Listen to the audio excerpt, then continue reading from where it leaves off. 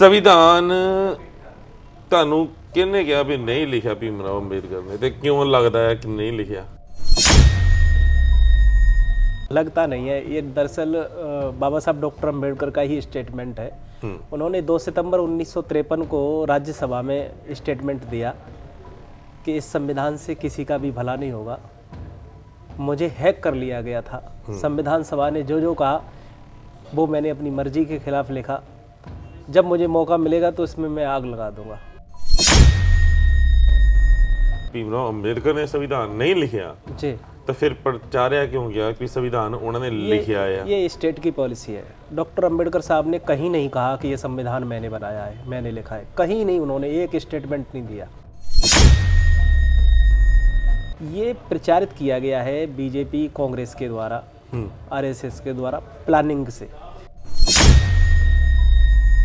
जो भी डॉक्टर अंबेडकर के फॉलोअर्स हैं, खास तौर पर ओबीसी SC ST के लोग, ये अंधभक्त बन गए हैं।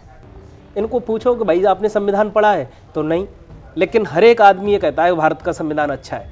क्यों? ये दुष्प्रचारित है कि बाबा साहब ने लिखा है इसलिए उनको अच्छा लग रहा है। बाबा साहब डॉक्टर अंबेडकर की एक पार्टी थी, शेड्यूल कास्ट फेडरेशन। उस पार्टी के द्वारा उन्होंने अगस्त 1955 को एक रेजोल्यूशन पास किया कि जो राजनीतिक आरक्षण है ये जल्द से जल्द खत्म होना चाहिए।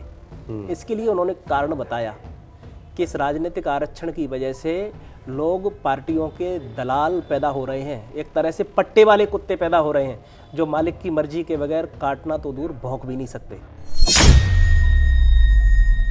अगर बाबा साहब डॉक्टर अंबेडकर की ये बात मान ली जाती तो मोदी ने जितने भी सरकारी संस्थानों ने पौने दाम में अपने चहेतों अंबानी अडानी को बेच डाले हैं तो ये नहीं बेच पाते, क्योंकि भारत के संविधान में राजकीय समाजवाद का कंसेप्ट है ही नहीं, समाजवाद का भी नहीं है। तो हम भारत के लोगों का है नहीं। अगर हम भारत के लोग बना रहे हैं तो इसको संविधान सभा में अडॉप्ट किया जा रहा है 26 नवंबर को। तो इसका मतलब ये है कि हम भारत के लोगों ने नहीं बनाया, ये संविधान सभा के लोगों ने बनाया है। संविधान सभा में जो मेंबर्स थे, लोग केड़े सीगे? वो लोग राजा रजवाड़े रियासतदार यही लोग थे। वहाँ वही ਉਹਨਾਂ ਦੇ ਵੱਲੋਂ ਮਤਲਬ ਉਹ ਕੋਈ ਕਨਫਰਮ ਆ? ਦੇਖ ਲਓ ਬਹੁਤ ਵੱਡੇ ਬਿਆਨ ਦੇ ਰਹੇ ਹੋ ਕਿ ਨਹੀਂ ਹੈ ਤੇ ਸਰਕਾਰ ਹੈਗੀ ਵੀ ਹਿੰਦ ਹਕੂਮਤ ਦੀ। ਮੋਦੀ ਨੇ ਚਾਹ ਕੇ ਉਹਦੇ ਹੀ ਟੰਗ ਦੇਣਾ ਵੀ ਲੈ ਭੀਮਰਾਓ ਅੰਬੇਦਕਰ ਨੇ ਸਾਡੇ ਨੇ ਸੰਵਿਧਾਨ ਲਿਖਿਆ ਤੇ ਆ ਕਿਹੜਾ ਆ ਗਿਆ ਕੱਲ ਦਾ ਛੋਕਰਾ ਉੱਠ ਕੇ ਕਹਿਣ ਵਾਸਤੇ। ਵਾਹਿਗੁਰੂ ਜੀ ਕਾ ਖਾਲਸਾ ਵਾਹਿਗੁਰੂ ਜੀ ਕੀ ਫਤਿਹ। ਗੁਰਪਿਆਰਿਓ, ਇੱਕ ਨਾਮ ਪਿਛਲੇ ਦਿਨਾਂ 'ਚੋਂ ਬਹੁਤ ਚਰਚਾ 'ਤੇ ਹੈ, ਦਿਨੇਸ਼ ਸਿੰਘ ਵਕੀਲ ਨੇ, ਬਟ ਨਾਲ ਦੀ ਨਾਲ ਸੰਵਿਧਾਨ ਦਾ ਬਹੁਤ ਗਿਆਨ ਰੱਖਦੇ ਨੇ ਤੇ ਇਹ ਉਹ ਨੇ ਜਿਨ੍ਹਾਂ ਨੇ ਕਿਹਾ ਕਿ ਸੰਵਿਧਾਨ ਬਾਬਾ ਭੀਮਰਾਓ ਅੰਬੇਦਕਰ ਨੇ ਲਿਖਿਆ ਹੀ ਨਹੀਂ, ਉਹਨਾਂ ਦੀ ਉਪਜ ਹੀ ਹੈ ਨਹੀਂਗਾ। ਇਹ ਜਿਹੜਾ ਸੰਵਿਧਾਨ ਹੈ ਇਹ ਸਿਰਫ ਤੇ ਸਿਰਫ ਨਹਿਰੂ ਵਰਗਿਆਂ ਦੀਆਂ, ਗਾਂਧੀ ਵਰਗਿਆਂ ਦੀ ਸੋਚ ਤੋਂ ਮਤਲਬ ਪ੍ਰਭਾਵਿਤ ਸੰਵਿਧਾਨ ਸੀਗਾ ਤੇ ਉਹਨਾਂ ਨੇ ਹੀ ਇਹ ਸੰਵਿਧਾਨ ਘੜਿਆ ਆ। ਤੇ ਉਹਦੇ ਵਿੱਚ ਕੁਝ ਸ਼ਬਦ ਅਜਿਹੇ ਨੇ ਜਿਨ੍ਹਾਂ ਨੇ ਘੁੰਮਣ ਘੇਰੀਆਂ 'ਚ ਤੁਹਾਨੂੰ ਪਾਇਆ ਹੈ ਤੇ ਤੁਹਾਨੂੰ ਮਨੁ ਸਮ੍ਰਿਤੀ ਦਾ ਫਾਹਾ ਲਾ ਦਿੱਤਾ ਹੈ। ਤਾਂ ਜਿਸ ਨਾਲ ਫਤਿਹ ਦੀ ਸਾਂਝ ਪਾਉਂਦੇ ਆ, ਜਾਣਦੇ ਆ ਕਿ ਆਖਿਰ ਕਿਉਂ ਇਹਨਾਂ ਨੂੰ ਲੱਗਦਾ, ਕਿਉਂਕਿ ਬੜੇ ਨੇ ਭਗਤ ਜਿਹੜੇ ਸੰਵਿਧਾਨ ਦੇ ਪਿੱਛੇ ਪਿੱਛੇ ਤੁਰੇ ਨੇ, ਜਿਹੜੇ ਭੀਮਰਾਓ ਅੰਬੇਦਕਰ ਦੇ ਬਹੁਤ ਤਕੜੇ ਸਪੋਰਟਰ ਨੇ, ਪਰ ਇਹ ਤਾਂ ਨਕਾਰ ਰਹੇ ਨੇ ਸੰਵਿਧਾਨ ਭੀਮਰਾਓ ਅੰਬੇਦਕਰ ਦਾ ਹੈ ਹੀ ਨਹੀਂ ਲਿਖਿਆ ਹੋਇਆ। ਫਤਿਹ ਦੀ ਸਾਂਝ ਪਾਉਂਦੇ ਆ। ਵਾਹਿਗੁਰੂ ਜੀ ਕਾ ਖਾਲਸਾ ਵਾਹਿਗੁਰੂ ਜੀ ਕਾ ਖਾਲਸਾ ਵਾਹਿਗੁਰੂ ਜੀ ਕੀ ਫਤਿਹ। ਵੀਰ ਨੂੰ ਪੰਜਾਬੀ ਨਹੀਂ ਆਉਂਦੀ, ਇਸ ਕਰਕੇ ਮੈਂ ਸਵਾਲ ਵੀ ਕੋਸ਼ਿਸ਼ ਕਰਾਂਗਾ। ਸਵਾਲ ਸਮਝ ਲੈਂਦੇ ਪੰਜਾਬੀ 'ਚ, ਫਿਰ ਕੋਸ਼ਿਸ਼ ਕਰਿਓ ਪੰਜਾਬੀ 'ਚ ਜਵਾਬ ਵੀ ਦੇਣ ਦੀ। ਜਵਾਬ ਹਿੰਦੀ में ही दूंगा। ਜਵਾਬ ਹਿੰਦੀ 'ਚ ਦੋਗੇ? ਠੀਕ ਹੈ। ਸੰਵਿਧਾਨ ਤੁਹਾਨੂੰ किन्ने कहा भी नहीं लिखा भीमराव अंबेडकर ने ते क्यों लगता है कि नहीं लिखा? ये लगता नहीं है, ये दरअसल बाबा साहब डॉक्टर अंबेडकर का ही स्टेटमेंट है। उन्होंने 2 सितंबर 1953 को राज्यसभा में स्टेटमेंट दिया कि इस संविधान से किसी का भी भला नहीं होगा। मुझे हैक कर लिया गया था। संविधान सभा ने जो जो कहा वो मैंने अपनी मर्जी के खिलाफ लिखा। जब मुझे मौका मिलेगा तो इसमें मैं आग लगा दूंगा। ये बात बाबा साहब डॉक्टर अंबेडकर ने कही। तो अगर उन्होंने संविधान नहीं लिखा, अगर भीमराव अंबेडकर ने संविधान नहीं लिखा जी, तो फिर प्रचार्य क्यों गया कि संविधान उन्होंने लिखा है? ये स्टेट की पॉलिसी है। डॉक्टर अंबेडकर साहब ने कहीं नहीं कहा कि ये संविधान मैंने बनाया है, मैंने लिखा है। कहीं नहीं, उन्होंने एक स्टेटमेंट नहीं दिया। ये प्रचारित किया गया है बीजेपी कांग्रेस के द्वारा, आरएसएस के द्वारा प्लानिंग से, क्योंकि ये संविधान मनुस्मृति का ही एडवांस वर्जन है। इस संविधान के द्वारा देश की अर्थव्यवस्था, देश की सत्ता, प्रशासन, जो कुछ भी सरकार के पास होनी चाहिए वो सब उन्हीं ब्राह्मण ठाकुर बनियों के पास है पूरा। तो पूरा सिस्टम उन्होंने अपने लिए बनाया। उन्होंने बाबा साहब डॉक्टर अम्बेडकर का नाम इसलिए आगे किया कि अगर उनका नाम ये आगे नहीं करते तो बाद में इस संविधान को चैलेंज करते, संविधान के खिलाफ खड़े हो जाते कि ये संविधान में हमारे लिए कुछ है ही नहीं। इसके लिए इन लोगों को बेवकूफ़ बनाने के लिए सरकार ने, एजेंसियों ने झूठा प्रचारित किया कि ये संविधान अम्बेडकर ने लिखा है, और इस प्रचार इतने बड़े लेवल पर किया, जो भी डॉक्टर अम्बेडकर के फॉलोअर्स हैं, खास तौर पर ओबीसी SC ST के लोग, ये अंधभक्त बन गए हैं। इनको पूछो कि भाई आपने संविधान पढ़ा है तो नहीं, लेकिन हर एक आदमी ये कहता है भारत का संविधान अच्छा है। क्यों? ये दुष्प्रचारित है कि बाबा साहब ने लिखा है इसलिए उनको अच्छा लग रहा है। नहीं, हुण अगर एक दलित ने संविधान लिख ਦਿੱਤਾ ਜਾਂ ਦਲਿਤਾਂ ਨੂੰ ਦਿਖਾ ਦਿੱਤਾ ਵੀ ਤੁਹਾਨੂੰ ਮੈਂ ਬਰਾਬਰ ਦਾ ਦਰਜਾ ਦਵਾ ਰਿਹਾ ਹਾਂ, ਪਰ ਦਰਜਾ ਤਾਂ ਉਹਦੇ ਵਿੱਚ ਕਿਤੇ ਨਹੀਂ ਦਿੱਤਾ। नहीं, इसके लिए बाबा साहब का स्टेटमेंट मैं बताऊंगा। जी। बाबा साहब डॉक्टर अम्बेडकर ने 25 नवंबर 1949 को संविधान सभा में, जब संविधान लगभग बन के तैयार हो गया था, उस समय स्टेटमेंट दिया और ये कहा कि हम 26 जनवरी 1950 को दोहरे जीवन में प्रवेश करेंगे, जहां राजनीतिक तौर पर तो समानता होगी, एक आदमी का एक वोट और एक वोट की एक कीमत होगी, लेकिन हम सामाजिक और आर्थिक गैरबराबरी के शिकार होंगे। यदि इस गैरबराबरी को शीघ्र नहीं मिटाया गया तो वे लोग जो सामाजिक और आर्थिक गैरबराबरी के शिकार होंगे, आने वाले समय में इस संविधान को ध्वस्त कर देंगे। अगर बाबा साहब डॉक्टर अम्बेडकर संविधान बनाते तो डॉक्टर अम्बेडकर साहब का क्लियर कट मिशन था। उन्होंने स्पष्ट किया था कि जो मेरा मिशन है वो है जातिवाद यानी ब्राह्मणवाद और पूंजीवाद के खिलाफ। उन्होंने इस देश के दो दुश्मन बताए थे, पूंजीवाद और ब्राह्मणवाद। पूंजीवाद का मतलब है अमीरी और गरीबी, बिल्कुल, और ब्राह्मणवाद का मतलब है क्रमिक असमानता, जातियों में क्रमिक असमानता, जातिवाद। तो ये तो एज इट इज रहा संविधान के द्वारा। इसके लिए उन्होंने 18 मार्च 1956 को आगरा में एक ऐतिहासिक भाषण दिया। तो उन्होंने जन समूह को संबोधित करते हुए कहा था कि तुम्हें एकजुट होकर निरंतर संघर्ष करना होगा और तुम्हें सामाजिक, आर्थिक और शैक्षणिक गैरबराबरी मिटाने के लिए, हर प्रकार की कुर्बानी देने के लिए, यहाँ तक कि अपना खून बहाने के लिए भी तैयार रहना होगा। अगर इस संविधान से बराबरी मिल जाती तो बाबा साहब डॉक्टर अम्बेडकर 18 मार्च 1956 को इस बात को नहीं कहते। उन्होंने कहा सामाजिक, आर्थिक और शैक्षणिक गैरबराबरी तुमको ही मिटानी है, कुर्बानी देकर मिटानी है जी। इस बात को वो नहीं कहते। और आज हम देख भी रहे हैं प्रैक्टिकलिटी में कि समाज में जातीय असमानता है, पूरा देश हजारों जातियों में बटा हुआ है, अमीरी और गरीबी है। गरीबी इतनी है, 81 करोड़ लोगों को भारत सरकार राशन दे रही है हर महीने, तब उनके थाली में भोजन आ पा रहा है, इतनी भयंकर गरीबी है। तो समानता आई कहाँ? बात वही है ना। ਹੁਣ ਗੱਲ ਸੰਗਤ ਜੀ ਉੱਥੇ ਆਉਂਦੀ ਵੀ ਅਗਰ ਅਸੀਂ ਗੱਲ ਕਰਦੇ ਹਾਂ ਸਮਾਨਤਾ ਦੀ, ਅਗਰ ਅਸੀਂ ਗੱਲ ਕਰਦੇ ਹਾਂ ਵੋਟ ਦੇ ਅਧਿਕਾਰ ਦੀ, ਅਗਰ ਗੱਲ ਕਰਦੇ ਹਾਂ ਰਿਜ਼ਰਵੇਸ਼ਨ ਦੀ ਜੀ, ਤੇ ਅਗਰ ਸਮਾਨਤਾ ਸੀਗੀ ਤਾਂ ਉੱਥੇ ਰਿਜ਼ਰਵੇਸ਼ਨ ਦਾ ਆਣੀ ਨਹੀਂ ਸੀ ਚਾਹੀਦੀ। ਅਗਰ ਅਸੀਂ ਸੰਵਿਧਾਨ ਦੀ ਗੱਲ ਕਰਦੇ ਹਾਂ ਤਾਂ ਸਾਰਿਆਂ ਨੂੰ ਅਗਰ ਮਤਲਬ ਬਰਾਬਰ ਦੇ ਅਧਿਕਾਰ ਨੇ, ਹੱਕ ਨੇ, ਤਾਂ ਫਿਰ ਸੰਵਿਧਾਨ ਜਾਂ IPC ਦੀਆਂ ਧਾਰਾਵਾਂ ਵੀ ਸਾਰਿਆਂ ਦੇ ਵਾਸਤੇ ਇੱਕੋ ਜਿਹੀਆਂ ਹੋਣੀਆਂ ਚਾਹੀਦੀਆਂ ਸੀਗੀਆਂ। ਹੁਣ ਆ ਬੰਦੀ ਸਿੰਘ ਨੇ, ਉਹਨਾਂ ਦੀਆਂ ਰਿਹਾਈਆਂ ਨਹੀਂ, ਦੋਹਰੀਆਂ ਸਜ਼ਾਵਾਂ, ਤੇ ਇੱਕ ਪਾਸੇ ਸੌਦਾ ਸਾਧ ਆ, ਉਹਨੂੰ ਬਾਰ-ਬਾਰ ਪੈਰੋਲਾਂ ਤੇ ਪੈਰੋਲਾਂ, ਜਿਹਦੇ ਤੇ ਇਲਜ਼ਾਮ ਸਾਬਿਤ ਵੀ ਨੇ। ਪਰ ਤੁਹਾਨੂੰ ਕਿੱਥੋਂ ਇਸ ਚੀਜ਼ ਦਾ ਮਤਲਬ, ਮੈਂ ਤਾਂ ਇਹੀ ਕਹੂੰਗਾ ਇਲਮ ਹੋਇਆ, ਜਾਂ ਤੁਹਾਨੂੰ ਕਿੱਥੋਂ ਇਹ ਮਤਲਬ ਜਾਗਿਆ ਅੰਦਰ ਕਿ ਮੈਂ ਹੁਣ ਸੰਵਿਧਾਨ ਅਸਲ ਕਿਹਦਾ ਲਿਖਿਆ ਤੇ ਕਿਹਦਾ ਨਹੀਂ ਲਿਖਿਆ ਜਾ ਕੇ ਲੋਕਾਂ ਦੇ ਵਿੱਚ ਪ੍ਰਚਾਰਾਂ ਦੱਸਾਂ ਉਹਨਾਂ ਨੂੰ। ਅੱਜ ਤੋਂ ਪਹਿਲਾਂ ਕਿਉਂ ਨਹੀਂ ਕਿਸੇ ਦਾ ਧਿਆਨ ਪਿਆ, ਜਾਂ ਪਿਆ ਇਹਨਾਂ ਦੇ ਛੱਡੇ ਨਹੀਂ? जी, आपने एक बात कही रिजर्वेशन। जो रिजर्वेशन वाली बात है इस पर फोकस करूंगा थोड़ा सा। बाबा साहब डॉक्टर अम्बेडकर की एक पार्टी थी शेड्यूल कास्ट फेडरेशन। उस पार्टी के द्वारा उन्होंने अगस्त 1955 को एक रेजोल्यूशन पास किया कि जो राजनीतिक आरक्षण है ये जल्द से जल्द खत्म होना चाहिए।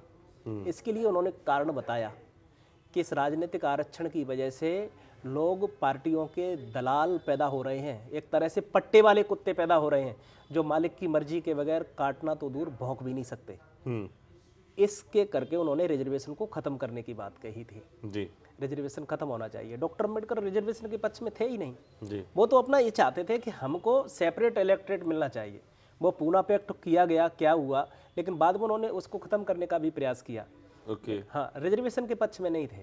ਠੀਕ ਹੈ। ਦੂਸਰਾ ਸਵਾਲ ਜਿਹੜਾ ਮੇਰਾ ਸੀਗਾ ਵੀ ਤੁਸੀਂ ਕਾਹਤੋਂ ਡੰਡਾ ਝੰਡਾ ਚੱਕਿਆ, ਕਿਉਂ ਨਿਕਲੇ ਹੋ ਦੱਸਣ ਵਾਸਤੇ? ਤੁਹਾਡੇ ਤੋਂ ਪਹਿਲਾਂ ਕਿਉਂ ਨਹੀਂ ਕੋਈ ਬੋਲਿਆ ਇਸ ਚੀਜ਼ ਦੇ ਉੱਤੇ, इससे ਜਾਂ ਬੋਲੇ ਛੱਡੇ ਨਹੀਂ ਇਹਨਾਂ ਨੇ? नहीं ऐसा नहीं है, लोग बोले नहीं होंगे, लोग जरूर बोले होंगे, बुद्धिजीवियों की कमी नहीं रहती है।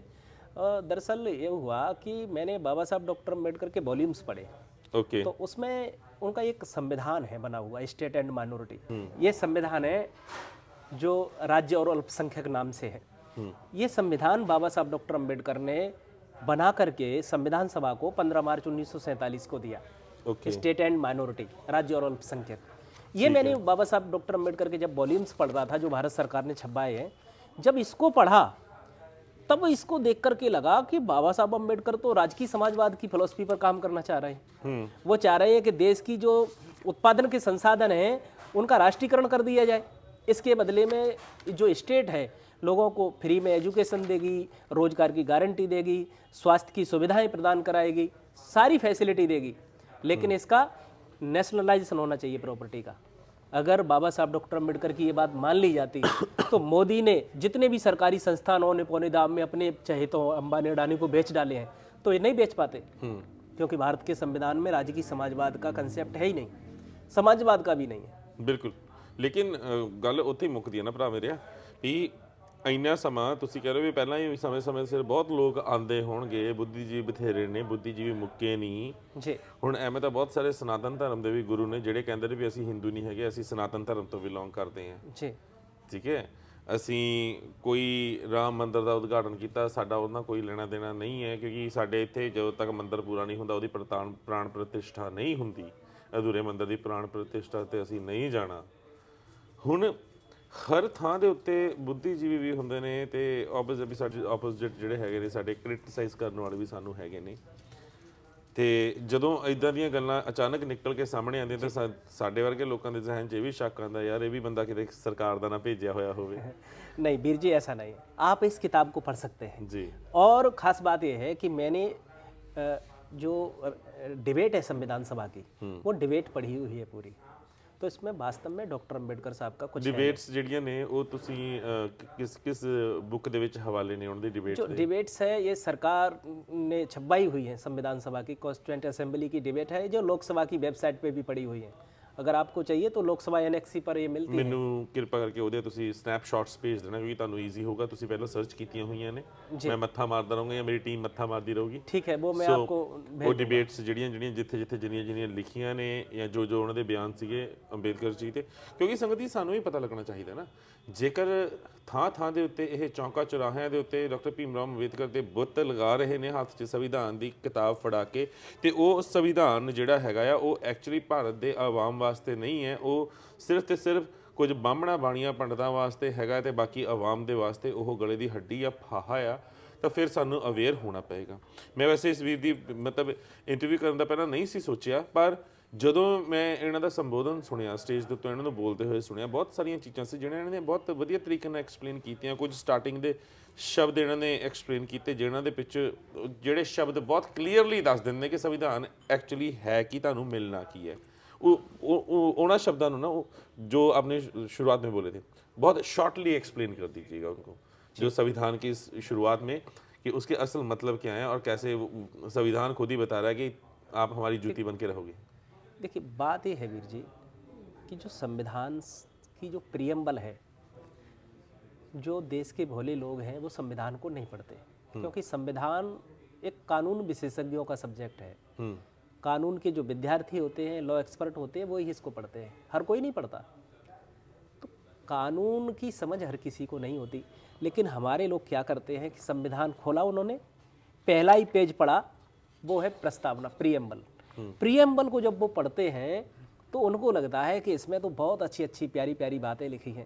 मैं वही बोल रहा हूँ, जो आपने 4 शब्द थे ना, वो एक्सप्लेन कर दीजिए फटाफट। उसमें सबसे पहले लिखा है हम भारत के लोग, भारत को संपूर्ण प्रभुत्व संपन्न समाजवादी धर्मनिरपेक्ष लोकतंत्रात्मक गणराज्य बनाने के लिए तथा उसके समस्त नागरिकों को सामाजिक आर्थिक राजनीतिक न्याय विचार अभिव्यक्ति विश्वास धर्म उपासना की स्वतंत्रता प्रतिष्ठा और अवसर की समता प्राप्त कराने के लिए तथा उन सब में राष्ट्र की एकता अखंडता सुनिश्चित करने वाली बंधुता बढ़ाने के लिए दृढ़ संकल्पित होकर हम आज दिनांक 26 नवंबर 1949 को इस संविधान को एतद द्वारा अंगीकृत, अधिनियमित और आत्मार्पित करते हैं।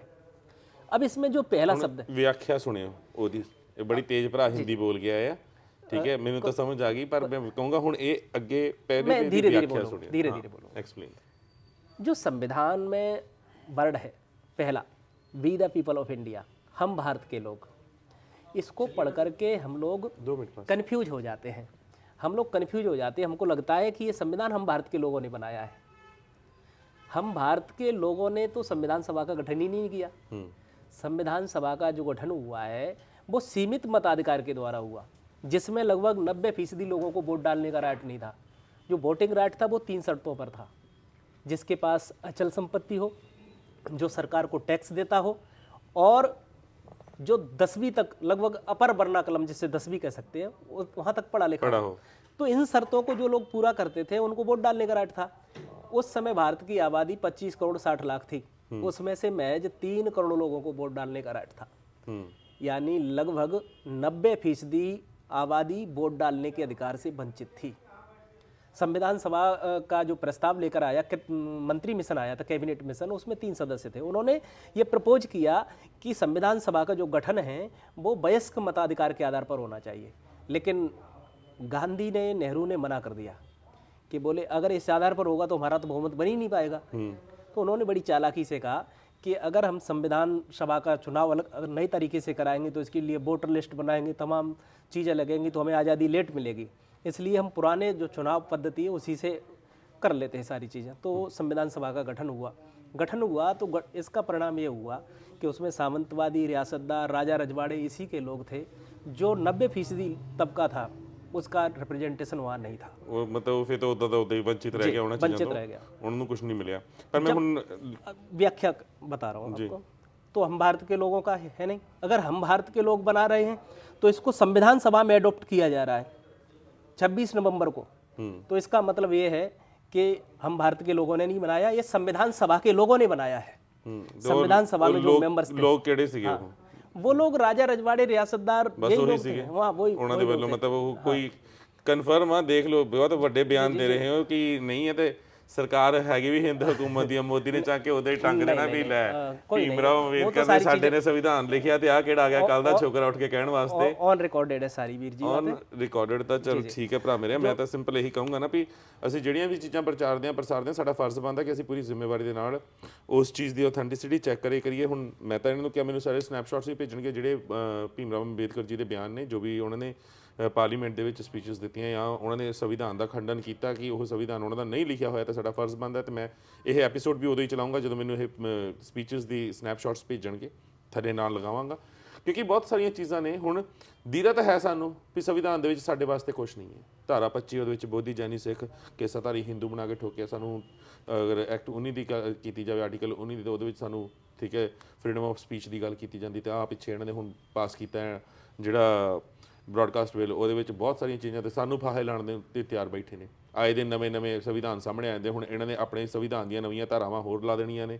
ਤੇ ਫਿਰ ਦੇਖਿਓ ਆ ਜਿਹੜੇ ਮਕਾਨਾਂ 'ਚ ਤੁਸੀਂ ਰਹਿੰਦੇ ਹੋ, ਜਿਹੜੀਆਂ ਦੁਕਾਨਾਂ ਦੇ ਤੁਸੀਂ ਬਿਜ਼ਨਸ ਕਰਦੇ ਹੋ, ਉਹਨਾਂ ਦੇ ਵਿੱਚ ਜਿਹੜਾ ਪਿੱਛੇ ਜਿਹੇ ਚੱਲਿਆ ਸੀ ਨਾ ਹਾਊਸ ਟੈਕਸ ਲਾਣਗੇ ਇਹ।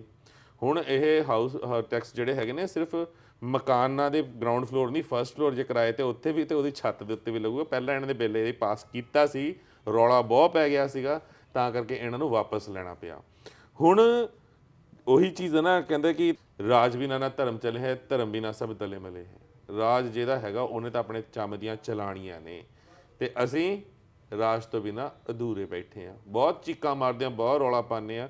ਹੁਣ SGPC ਦੇ ਵਿੱਚ ਕੀ ਕੁਝ ਗਲਤ ਚੱਲ ਰਿਹਾ ਸੀ ਤੁਹਾਨੂੰ ਕਿਸੇ ਨੂੰ ਨਹੀਂ ਸੀ ਪਤਾ, ਬਹੁਤ ਘੱਟ ਲੋਕ ਹੋਣਗੇ ਜਿਹਨਾਂ ਨੂੰ ਪਤਾ ਹੋਊਗਾ। ਤੇ ਹੁਣ ਐਪੀਸੋਡਸ ਪਿਛਲੇ 5 ਮਹੀਨਿਆਂ ਦੇ ਦੇਖ ਕੇ ਤੇ ਦੰਦਾਂ ਥੱਲੇ ਉਂਗਲਾਂ ਆਈਆਂ ਨਾ ਤੁਹਾਡੇ ਵੀ ਸਾਨੂੰ ਪਤਾ ਨਹੀਂ ਸੀ। ਅਸੀਂ ਹੁਣ ਮੱਥਾ ਨਹੀਂ ਟੇਕਦੇ 10 ਰੁਪਏ ਤੋਂ ਵੱਧ, ਅਸੀਂ ਹੁਣ ਇਹਨਾਂ ਨੂੰ ਫੰਡ ਨਹੀਂ ਭੇਜਦੇ, ਹੁਣ ਅਸੀਂ ਉੱਥੇ ਸੋਨਾ ਨਹੀਂ ਚੜਾਉਂਦੇ। ਸੋ ਗੱਲ ਇਹ ਨਹੀਂ, ਉਹ ਗੁਰੂ ਦਾ ਦਾਰਾ, ਉਹ ਕਦੀ ਉਹ ਘਾਟੇ 'ਚ ਕਦੀ ਨਹੀਂ ਗਿਆ। ਉਹ ਬਾਬੇ ਨਾਨਕ ਦਾ 20 ਰੁਪਏ ਦਾ ਲੰਗਰ ਕਦੇ ਨਹੀਂ ਮੁੱਕਿਆ।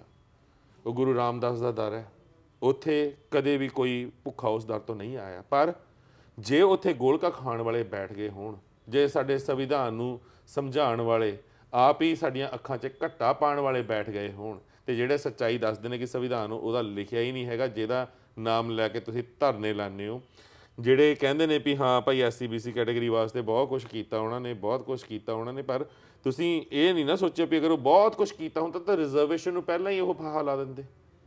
ਬਰਾਬਰਤਾ ਦੇਣੀ ਹੈ ਤੁਹਾਨੂੰ ਤਾਂ ਰਿਜ਼ਰਵੇਸ਼ਨ ਕੀ ਹੱਲ ਆ ਉਹਦਾ?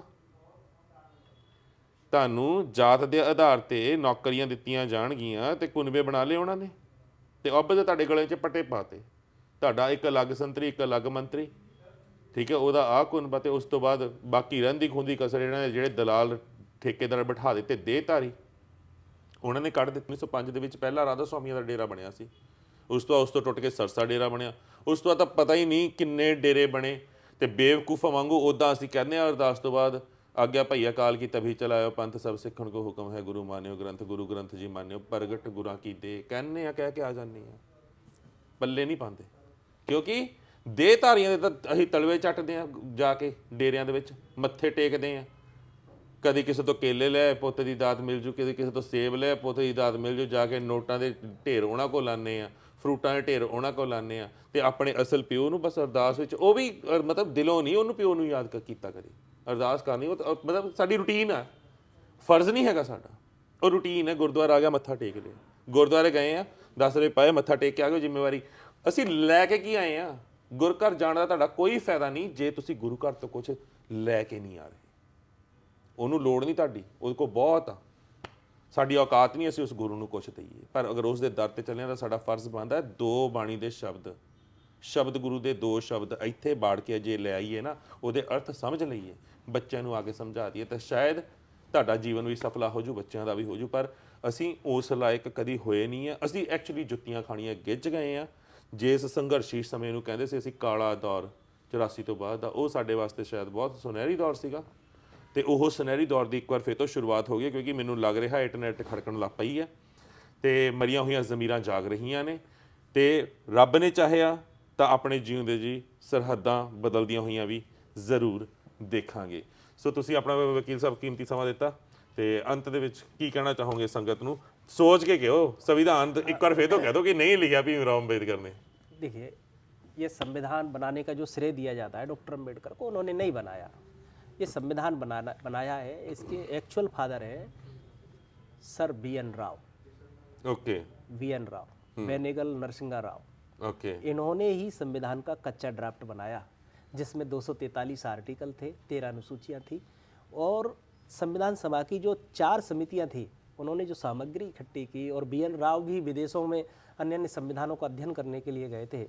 उनकी एक किताब है constitution of India in the making, अगर आप इसे गूगल करेंगे PDF निकल आएगी, आप पढ़ सकते हैं। तो BN राव ने बनाया है संविधान, और BN राव का जो बना हुआ संविधान था उसी में संविधान सभा ने संशोधन किए।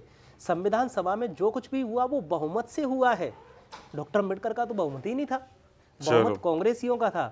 तो कांग्रेसियों ने ये संविधान अपने फायदे के लिए बनाया हुआ है, और भारत के जो मूल निवासी लोग हैं इनको गुमराह करने के लिए, बेवकूफ़ बनाने के लिए ये प्रचारित किया जा रहा है कि संविधान डॉक्टर अम्बेडकर का है। ਸੋ ਹੁਣ ਉਮੀਦ ਕਰਦੇ ਹਾਂ ਵੀ ਜਿਹੜੇ ਅੰਬੇਦਕਰ ਜੀ ਦੇ ਭਗਤ ਹੈਗੇ ਨੇ, ਜਾਂ ਜਿਹੜੇ ਇਹਨਾਂ ਸਰਕਾਰਾਂ ਨੇ ਅੰਨੇ ਭਗਤ ਬਣਾ ਦਿੱਤੇ, ਉਹਨਾਂ ਦੀ ਅੱਖਾਂ ਖੁੱਲ ਗਈਆਂ ਹੋਣਗੀਆਂ। ਇਹ ਵੀਰ ਦੀਆਂ ਗੱਲਾਂ ਦੇ ਵਿੱਚ ਸੱਚਾਈ ਹੈਗੀ ਹੈ, ਕਿਉਂਕਿ ਸਾਰਾ ਕੁਝ ਪਹੁੰਚ ਹੀ ਜਾਣਾ ਹੈ ਸਾਡੇ ਕੋਲ, ਤੇ ਉਸ ਹਿਸਾਬ ਦੇ ਨਾਲ ਹੀ ਇਹ ਐਪੀਸੋਡ ਚਲਾਉਣਾ ਹੈ। ਤੇ ਮੈਂ ਇਹੀ ਕਹਾਂਗਾ ਵੀ ਆਪਣੀ ਵੀ ਆ ਪਰਮਾਤਮਾ ਨੇ ਸਿਰ ਦਿੱਤਾ ਨਾ, ਸਾਡੇ ਬੜੇ ਸਿੱਖ ਆਗੂ ਕਹਿੰਦੇ ਹੁੰਦੇ ਨੇ ਅੱਗੇ ਆ ਕੇ ਵੀ ਆਓ ਭਾਈ ਲੋੜ ਪੈ ਗਈ ਆ ਸਿਰ ਦੇਣਾ ਮਰ ਜਾਣੇ, ਵਰਤ ਵੀ ਲਿਆ ਕਰੋ, ਕਦੀ ਥੋੜਾ ਜਿਹਾ ਵਰਤਣਾ ਵੀ ਸਿੱਖ ਲਓ। ਉਹਨੇ ਉੱਤੇ ਵਾਲੇ ਨੇ ਜਿਸ ਚੰਗਾ ਸਰੀਰ ਦਿੱਤਾ ਆ, ਕਿਰਤ ਕਰਨ ਵਾਸਤੇ ਦਿੱਤਾ, ਦਿਮਾਗ ਦਿੱਤਾ, ਵਰਤਣ ਵਾਸਤੇ ਦਿੱਤਾ, ਵਰਤਣਾ ਸ਼ੁਰੂ ਕਰੋ। ਚੀਜ਼ਾਂ ਪੜ੍ਹਿਆ ਕਰੋ, ਇਤਿਹਾਸ ਪੜ੍ਹਿਆ ਕਰੋ, ਆਪਣੇ ਇਤਿਹਾਸ ਬਾਰੇ ਥੋੜ੍ਹਾ ਜਿਹਾ ਜਾਣੂ ਹੋਇਆ ਕਰੋ, ਯੋਧਿਆਂ ਬਾਰੇ ਸਿੱਖਿਆ ਕਰੋ, ਪੜ੍ਹਿਆ ਕਰੋ ਤੇ ਦੇਖਿਆ ਕਰੋ, ਡਰਿਆ ਨਾ ਕਰੋ। ਕਿਉਂਕਿ ਬਥੇਰੇ ਹੁੰਦੇ ਨੇ ਯਾਰ ਖਾੜਕੂ ਵੇਲਾ ਸੀਗਾ, ਬੜਾ ਮਾੜਾ ਸੀਗਾ, ਮਾੜਾ ਹੋਊਗਾ ਤੁਹਾਡੇ ਨਾਲ, ਤੇ ਕੋਈ ਲੋੜ ਨਹੀਂ ਇਹੋ ਜਿਹੇ ਪੰਗਿਆਂ 'ਚ ਪੈਣ ਦੀ। ਹਾਂਜੀ, ਤੁਸੀਂ ਕੁਝ ਕਹਿ ਰਹੇ ਹੋ? जी जी वीर जी, मैं ये कह रहा हूँ, अगर आपके दशक और आप चाहेंगे तो संविधान पर पूरा हम इंटरव्यू देंगे, सारी चीज़ें एक एक करके बताएंगे। जरूर, मैं आपके साथ जरूर संपर्क में ऑनलाइन आपको साथ में लेता हूँ, ठीक है, और तब आपसे बात करेंगे। तो हुण समा हो गया जी ਤੁਹਾਡੇ ਸਾਰਿਆਂ ਤੋਂ ਇਜਾਜ਼ਤ ਲੈਣ ਦਾ। ਸੱਚ ਨੂੰ ਸੱਚ, ਝੂਠ ਨੂੰ ਝੂਠ ਕਿਹਾ ਕਰੋ। ਤੇ ਮੈਂ ਹਮੇਸ਼ਾ ਕਿਹਾ ਵਿਦੇਸ਼ਾਂ 'ਚ ਬੈਠੇ ਹੋਏ NRIs ਨੂੰ ਉਰੇ ਕਿਸੇ ਸੰਸਥਾ ਨੂੰ ਕੋਈ ਫੰਡ ਭੇਜਣ ਦੀ ਲੋੜ ਨਹੀਂ ਹੈਗੀ। ਅਗਰ ਇਸ ਗੁਰੂਆਂ ਪੀਰਾਂ ਦੀ ਧਰਤੀ ਵਾਸਤੇ ਕੁਝ ਕਰਨਾ ਹੈ ਤਾਂ ਘੱਟੋ ਘੱਟ ਜ਼ਮੀਨਾਂ ਖਰੀਦਣੀਆਂ ਸ਼ੁਰੂ ਕਰੋ, ਤੇ ਅਕਿਰਤ ਘਣੋ ਵੇਚ ਕੇ ਨਾ ਬਾਹਰ ਜਾਓ। ਬਾਬੇ ਨੇ ਸਾਨੂੰ ਇਹ ਜ਼ਮੀਨਾਂ ਬੰਦਾ ਸਿੰਘ ਬਹਾਦਰ ਜੀ ਨੇ ਇਹ ਸੋਚ ਕੇ ਨਹੀਂ ਦਿੱਤੀਆਂ ਸੀ ਉਹਨਾਂ ਦੀਆਂ ਔਲਾਦਾਂ ਉਹ ਜ਼ਮੀਨ ਦਾ ਮੁੱਲ ਖੱਟ ਕੇ ਬਾਹਰ ਜਾਣਗੀਆਂ। ਸੋ ਹੱਸਦੇ ਰਹੋ, ਵਸਦੇ ਰਹੋ, ਚੜ੍ਹਦੀ ਕਲਾ 'ਚ ਰਹੋ, ਸੱਚ ਨੂੰ ਸੱਚ, ਝੂਠ ਨੂੰ ਝੂਠ ਕਹਿਣ ਦਾ ਮਾਦਾ ਰੱਖਿਆ ਕਰੋ। ਦਿਓ ਇਜਾਜ਼ਤ। ਵਾਹਿਗੁਰੂ ਜੀ ਕਾ ਖਾਲਸਾ, ਵਾਹਿਗੁਰੂ ਜੀ ਕੀ ਫਤਿਹ।